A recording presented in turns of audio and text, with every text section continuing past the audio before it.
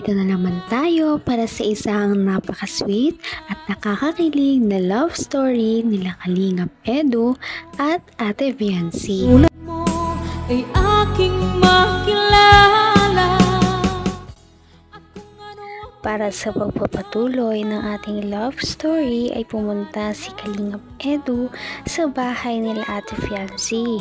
Noong ating nakaraang video nga ay nag-usap muna sila ni Ate Viancy tungkol sa kanilang bahay dahil sa paparating na bagyo. Pagkatapos naman noon ay napag-usapan nila ang nalalapit na birthday nila Ate Viancy. Kaya naman excited na talaga ang lahat.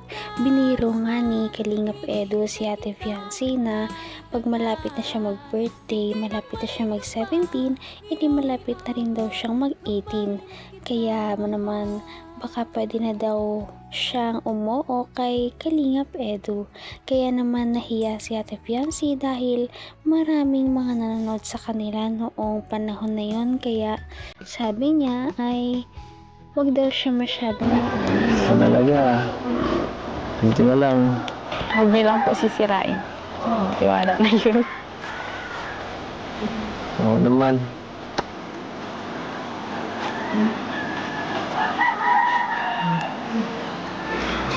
Kaya ako maghintay.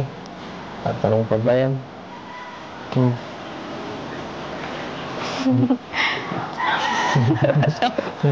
Huwag mo kang tawanan ganyan.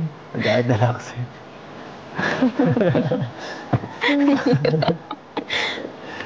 Okay, kaya po. Nasa vlog po tayo. Ay, nako. Kaya mo lang si nakakapanood. JJ, okay lang yan. Marites din yan. Pero, mabuting marites naman yan eh. Saka, kahit panood mo tayo ng buong mundo, okay lang yan. Ano man. May kita mahal. Sa tagal ng panunuyo ni Kalingap Edu kay Ate Viancy, hindi rin talaga niya may iwasan na ma-fall na rin kay Kalingap Edu. Kaya naman sabi niya na sana ang tiwalang ibinibigay sa kanya ni Ate Viancy ay hindi niya sayangin dahil ang babae daw kapag ka nagmahal ay talagang todo-todo. Yun ang kanyang sinabi sa mga nakaraang vlog. Kaya naman sabi naman ni Kalingap Edu na oo naman daw, hindi niya naman daw talaga sisirain ang tiwala sa kanya ni Ate Viancy at pinapahalagahan niya naman talaga ang dalaga at alam din naman ng lahat ng mga viewers na talagang seryoso si Kalingap Edu sa kanyang mga nararamdaman para kay Ate Viancy. Puso ko kita, lagi rin ako. Basta, so, sa atin, okay tayo.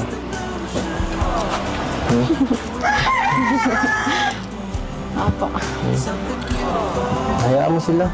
Yung mga tao ngayon na mapangimasok sa buhay natin, hayaan mo sila mag-isip na kung ano-ano.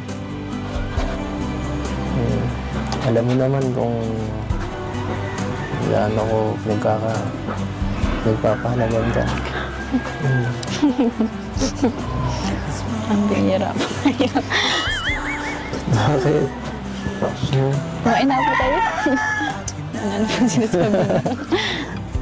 Pero po. Na.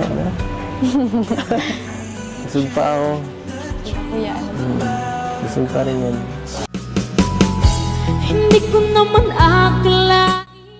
Pinapahalagahan daw talaga ni Kalingap Edu si Ate Viancy kaya hindi niya sisirain ang tiwala na ibinibigay sa kanya ng dalaga.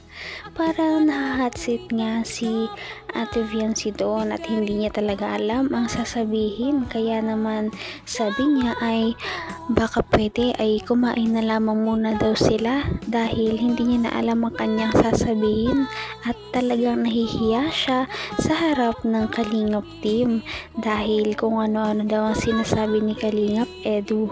Kaya niyaya niya nang kumain nito dahil marami din pagkain sa kanila nung araw na yon dahil nagpadala sa kanya ang kanyang kanyang sponsor ng maagang pa-birthday. Maraming mga handa ang nakalatag sa mesa nila Ate Fiancee. Ito ay advance sa pa-birthday sa kanya ng kanyang sponsor na talagang mahal na mahal siya simula't una pa lamang na nag-vlog si Ate Fiancee. Ay, nagkain yan. Hindi mo. Gutom ka na yata eh. Hindi po kayo po. Kain na po kanina. Ala! Kabuti. Uy, ang ginagawa niyo dyan? Uy, Ang bihira ng mga to. sumunod. Dito ka pala. Kayo, di pa nga kayo sinasabihan kumain. Naandyan na kayo umuuna agad. Para kayong mga walang hiya, guys. Wala pang laman. Yes. Sorry po kayo, niyaya po kasi ako eh. Sa likod tumaan. Ayun na ako. Sumunod lang ako. Nagpaalam ba kayo sa magulang? Doon sa bata. Sabi niyo po sa inyo po kayo din eh. Baka, siyempre hindi yan masabi kung okay la. Laging oo ang sasabihin yan, no? Kain na po. Baka ipangahanda niya sa ano. Sa iba. Kasi yan eh. Hindi ko nabukas. Baka maraming pupunta dito, nako. Hindi po kayo lang po. Salamat. Ilaw, ilaw.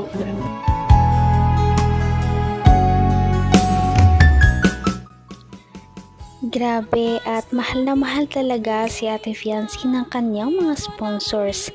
Kada okasyon, mayroon talagang pinapadala sa kanyang mga pagkain at kung ano-ano. Ngayon naman na hindi pa birthday ni Ate Fiancee, mayroon ng maagang pa birthday sa kanya at mga handa. Kasama na rin ng mga cake. Mayroong binigay sa kanyang spaghetti na isang bilao, pansit, at iba pang mga handa na siguradong may enjoy ni Ate Fiancee at ng kanyang pamilya. Napakarami nga nito kaya shinare talaga nila Ate Fiancee ito sa Kalingap team. At talagang thankful si Ate Fiancee dahil sa mga nagbibigay sa kanya ng mga ganitong tulong at pagkain. Dahil pinapakita lamang nito na talagang sinusuportan siya ng kanyang mga supporters. Kain na po kanina. Bakit? Kumain ka na ulit. Kumain ka na lang ulit. Sa tingin ko daw kasi ni Kuya Edo nabubusog dito. Malaking pa. Pabihiras ko yung ato. Mukha ba akong pagkain? Kain po, Nay. Kain po kayo. Kain po. Sige lang po. Yun. Kaya na tayo. Sige na. Kain lang. Tamang dalawa lang. Ha? Dalawa lang. Lola. Ha? Ito na po. Sige ko na Tawag din. na balik. Sige na, nakakaya din naman tumangin ko. Ano po? Okay din. Ate Bessie, advance happy birthday po. Salamat po. Birthday to you. Happy birthday to you. Happy birthday, happy birthday, happy birthday to you. Sa cellphone po. Pero salamat po. Advance happy birthday. Happy birthday, Bian. Thank you. Tsaka galing po. Hindi ka rin nag-alilangan pa. Kitang-kita kung gaano naging masaya ang pamilya ni Ate Fiancee simula noong dumating ang Kalingap team sa buhay nila. Dahil simula nang dumating ang Kalingap sa kanilang mga buhay, guminhawa sila at medyo nakaluwag-luwag din mula sa kahirapang kanilang dinadanas. Ngayon nga ay napakarami nilang nararanasang mga bagay na hindi pa nila nararanasan noon at dahil doon sobrang thankful sila sa mga tumutulong sa kanila, sa Kalingap team, lalong-lalo na sa kanilang mga sponsors. At sa darating na birthday ni Ate Fiancee, mas matutunghayan natin kung gaano karami ang mga nagmamahal sa kanya sa sobrang bongga ng kanyang birthday. Kaya naman, sana ipatuloy natin silang suportahan at mahalin si Fiancee, si Kalingap Edu at ang Kalingap team. Yun lamang at maraming salamat sa panonood. Abangan natin kung magkakatuluyan ba talaga si Kalingap Edu at Fiancee. Hanggang sa muli. Bye! Ngayon'y abot